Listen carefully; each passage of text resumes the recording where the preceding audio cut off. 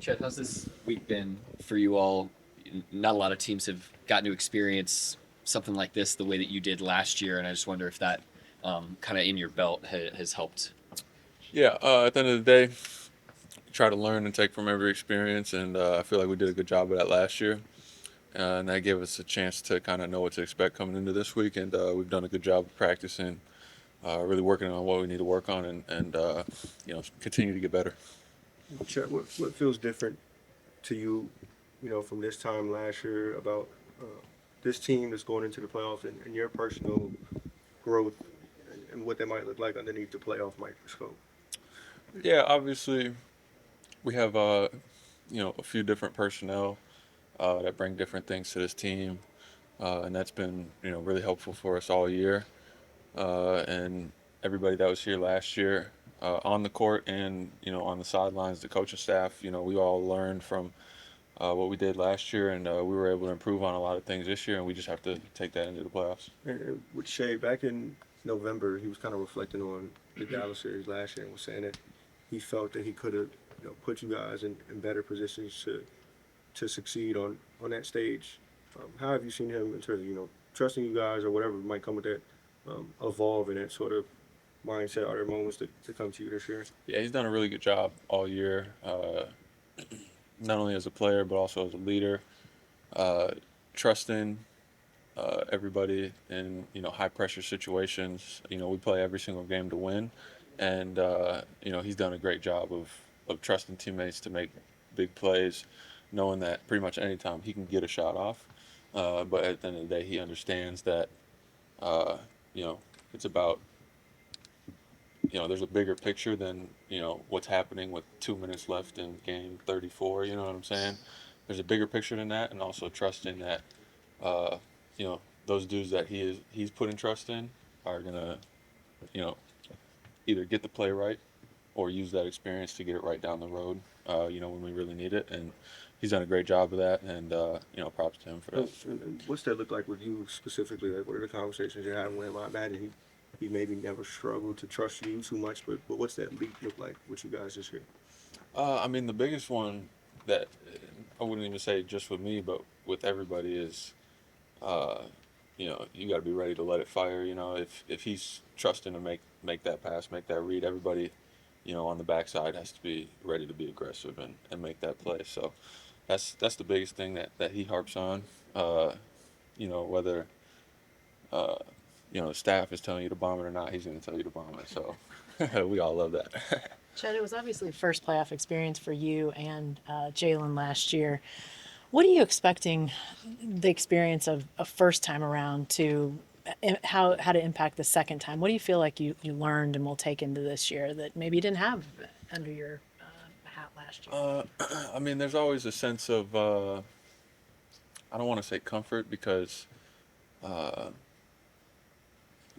the playoffs. You don't want to feel comfortable in the playoffs, but having been through it, there's just a sense of kind of knowing what to expect.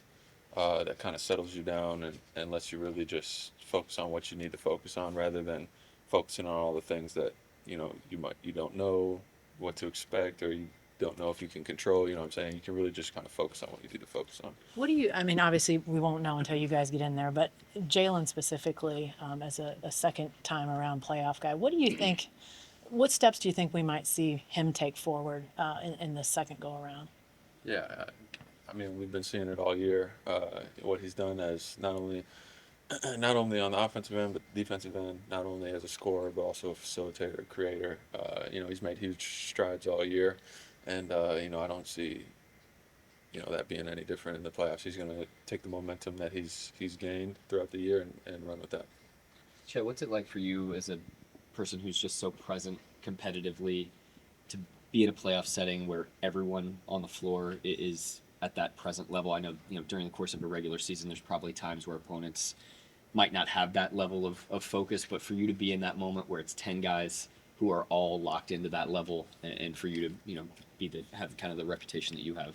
You're saying on the other side? Yeah, They're yeah, locked in? yeah, Yeah, yeah, yeah. I mean, yeah. it's definitely tough sometimes in season. You run into teams that are literally not trying to win at points, and it's a weird hurdle that you have to kind of, you know, play your standard when we play the other team. And I feel like we've done a good job of that all year, not letting stuff like that distract us. But at the end of the day, it's going to be the same mindset. Control what we can control, go out there, execute what we worked on, and then trust that that puts us in a good spot to win. Chet, obviously you don't want to have injuries, but this year you missed a ton of games. Last year, 82 played in the regular season. Is there any element of you feeling like fresher going to the playoffs this year? I don't know how to describe that one, but I don't know. It's just very different circumstances. Obviously, last year I had 82 games to kind of build myself up, and there's also a level of fatigue that comes with that. This year, when teams were practicing, playing, finding rhythm, I couldn't get out of bed for 4 weeks. So, I went pretty far backwards there, and then from that, it's been trying to build myself back up and also fight the fatigue of it, up to this point. So it's very different, hard to compare them. I'd just say it goes back to what I said to him: control what you control, do everything that it takes, whatever it takes. Trust that puts you in a good spot. You talked about other teams. You talked about other teams being able to find rhythm while you were laid up, basically. You had to come back and find your rhythm with this group. Yeah. Where are you with that? How do you feel? I feel good. I feel everything that I'm doing out there feels tight. I feel locked in. I feel confident and I feel aggressive. So I feel good, and our whole team just has to play that way coming up. I think Mark was saying the other day that, because of the unique circumstances of you coming back so late, that it's almost like in the playoffs you're going to get more comfortable as the games go on. With the way this team is built, is that kind of making it easier to give you that freedom to be more comfortable as the games go on? I'd say answer to that comes down mostly to the type of people that we have, not only on the team but the coaching staff as well. They kind of promote confidence in everybody, not only by telling people to be confident, but they also give you what you need to go out there and be confident. You go out there, you know what you need to do, you know where you need to be, and from there it's just, being who you are. And that's something that they've been harping. We don't have to be any more than what we are. We don't have to be less than what we are. We have to go out there and be who we are. And again, trust that puts us in a good spot. Cason, you went through this last year of having to wait a week to figure out, who you're going to play and then turn around and play them real fast. What'd you like best about the way that you guys went about that professionally last year, and then maybe you're able to do it here again this year? I feel like we handled it with a lot of professionalism. We took our time and, got healthy, but also put in enough work to stay sharp and ready for our opponent when we play. You guys were so good at so many things throughout the course of the season. What's it been like kind of sharpening those things here this week? It's good for us. A lot of people, dealing with their own things, injury-wise, but, just getting back healthy as possible, and, whatever we did good during the season, try to perfect it and be great at it in the playoffs. A lot of teams have like one main perimeter defensive stopper. You guys have like 5. Is that kind of a contagious mentality when you got, you guys were known for having Dort, but then you brought a guy in. You guys have several guys who were already good defenders. Is that kind of a contagious thing as far as guys really locking in on that end of the floor? It's definitely contagious. It's also us being very competitive with one another and ourselves. We don't want to be the worst defender on the court at the time. So, we always going to do what's best for the team, but also what's best for ourselves. You remember about your first playoff experience that you take into this one? I remember how the gym was just packed and filled with a lot of energy. Our fans, they brought it. And I definitely felt that from the moment, I stepped on the court for warm-ups to the end of the game or the last play. What about the team? Are the games highly different in regular season? It's just a lot more, pressure. It's a lot more on the line. So, the emotions run a little higher. As Cliff was asking about the defensive guys, obviously Alex comes into a team that already has a lot of great defenders, but how has his mental approach, the verbal cues that he gives you guys, how has that impacted the defense? He's definitely, active with his voice as well. Not just, his hands and feet, but you know his voice, and he's always communicating, you know, to the next man closest to him, and even you know the ones that's far away from him. Just he's active in all ways. What does that sound like? I mean, we can't always tell what's going on out there, but what sort of stuff do you hear from him on a regular basis? In the actions, calling the low man, you know, telling somebody to X out, who he's guarding, you know, if they're a hot shooter or not. Just very aware on the court. Were you surprised at all by how much he talks during the course of a game? Yes, because I've never, you know, played with them. I Yeah. only played against them, but to see it on the team, and you know, that's something that we didn't have like consistently. You know, we teach it. You know, you talk on defense, and it'll come here and there, but he's every day like that's just natural to him. In the playoffs, you'll see a lot of other teams really sell out against the best players, guys like Shea. Don't say anybody but him. How have you sort of prepared yourself this season and like going into the playoffs for moments like that where you know shots are sort of coming your way? This year, you know, I have a little experience from last year, so I kind of took in last year and you know dissected it, saw what I wasn't doing as well, and tried to do it throughout the season. And I feel like I did a pretty good job at that. So it kind of prepared me for what's to come. Mark was saying you've built up your own experiences and everything to this point as well, but you also have these two vets in Lou and Alex who are about as different as you can be in terms of like approach. You know, Alex constantly talking, Lou, Mark said doesn't say anything, but just wonder what that's like for you to have two very different styles and for you to be able to kind of pick and choose some things as you see them work as professionals.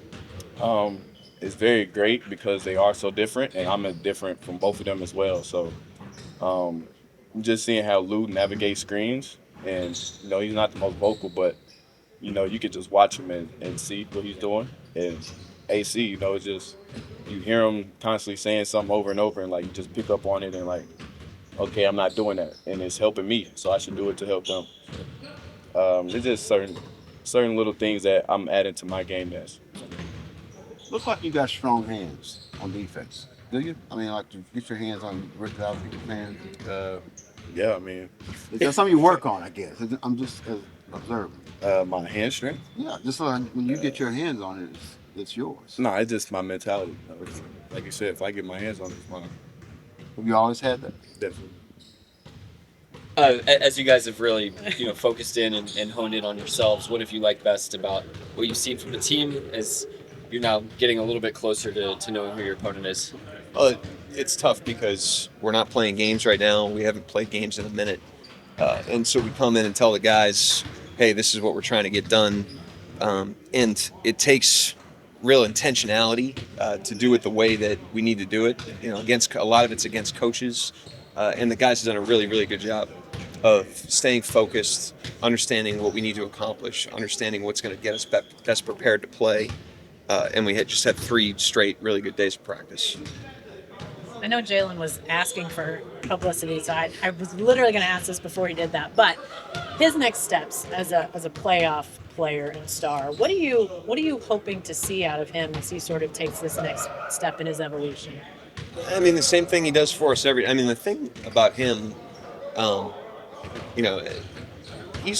don't think I've ever seen him not play hard in a game, ever, and that's rare, and he's 6'6", he's got 7-foot wingspan, guards every position, he plays a lot of roles for us, and regardless of what's going on in the season or for him individually or for the team, he's always bringing maximum effort, and so we know we're going to have that from him come this time of year. And then, just leaning into all these experiences, I thought he struggled a little bit in the middle of the Dallas series. He quietly played a great game in Game 6 of that Dallas series. And so he answered the call in that game. We didn't win the game. But had we won that game, he would have been a big reason why. And so just continuing to put one foot in front of the other, embrace all the experiences, understand it's not going to be easy for him or the team. But he brings the juice every night. I mean, that's the best thing about him. The cumulative effect of experiences. He obviously was an all-star this year, sort of played with the can he be an all-star specter over him. Do those sorts of things add up, or is the playoffs such just a different animal that you sort of have to experience all of that? No, I mean, he's a completely different player than he was a year ago today. He's completely different than he was 2 years ago today. And so he's an evolved version of himself. And like we've said before, like 85 to 90% of playoff games are the same. And so the guys that, um, or I shouldn't say the guys, what you do in the regular season, if you make a habit of that, it shows up in the playoffs. That's why the building of those habits are so critical. Obviously, the games are more amped up, the crowds are more amped up, stakes are higher. There's a little more physicality. Teams are a little more prepared as they get to know you. That's the 10 to 15% that's different, I think, in my estimation. But the meat and potatoes of the game still comes down to the same things.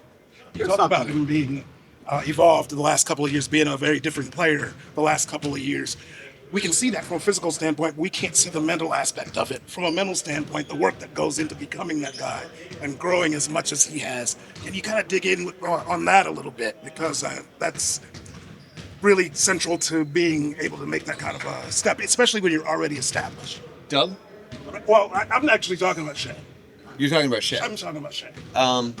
Yeah, I mean, I think the thing about his mentality that's unique is the consistency and the poise and the confidence.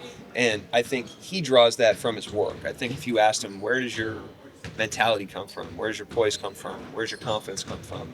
He's always going to reference back to his work. That's his comfort zone. He's putting in the work every single day. He works with great intentionality. His summers are grueling and unbelievably consistent. And that's where his confidence comes from. And it's also where his improvement comes from. I mean, you just can't skip steps when it comes to improving. And he's never done that. And that's why he's improved so consistently. This kind of relates to what Jalen, a little bit what he was talking about. Defensive Player of the Year. You got a couple of rim protecting bigs. There's a lot of thought that the perimeter guys don't get enough consideration for that award. It's become a center who gets the most block shots. How do you see that? And how do you think the voting should it pay more attention to the perimeter guys, but not shut out the big guys as well? I mean, rim protection matters and has a downstream effect on your defense for sure. But so does perimeter play. And the league has become increasingly perimeter oriented on offense. You know, even if you look at some of the best bigs in the league, they're the best bigs because of what they do on the perimeter as bigs. And so the game has evolved to a more perimeter-oriented game. There's more pace, there's more space, there's more three-point shooting than ever, which puts a premium on perimeter defense as well. And so I think the traditional rim protector, you know, that's still highly impactful. It still has a lot to do with your defense being really good. But I would say the gap between perimeter and big has closed significantly or become equalized because of the way the game has changed. Mark, you talked a lot about the experience that your team last year learned and what they might be able to gather for this year. What about the two new guys who have a lot of playoff experience, Caruso and Ihart? Is that experience standing out this week? I mean, I think it'll stand out more when the games start. But yeah, I mean, those guys, they have a mature approach. They understand the big picture. They understand how to prepare. They understand how to keep themselves emotionally regulated through the ups and downs of a series and a playoff run. But I also think we have an uncommon team in terms of that stuff. I mean, we do not act our age on or off the court. And so they fit right into that. But, you know, their leadership comes from who they are and the way they operate. But we have leaders across the roster, including them, but not limited to them. How are you just feeling about the double big line getting to the playoffs? Feel good about it. I mean, there's really not a lot of reason not to feel good about it. You know, it's been good on offense. It's been good on defense. It's controlled the glass on both ends of the floor. Those guys work really well together. It's given us a completely different tool to draw on. We won't do it exclusively, obviously, but it'll be a part of what we do no matter who we play. AJ missed 46 games, came back and played a handful. How do you feel about him going to the playoffs? And you know, we talk about that rhythm and everything else. How do you feel about him playing?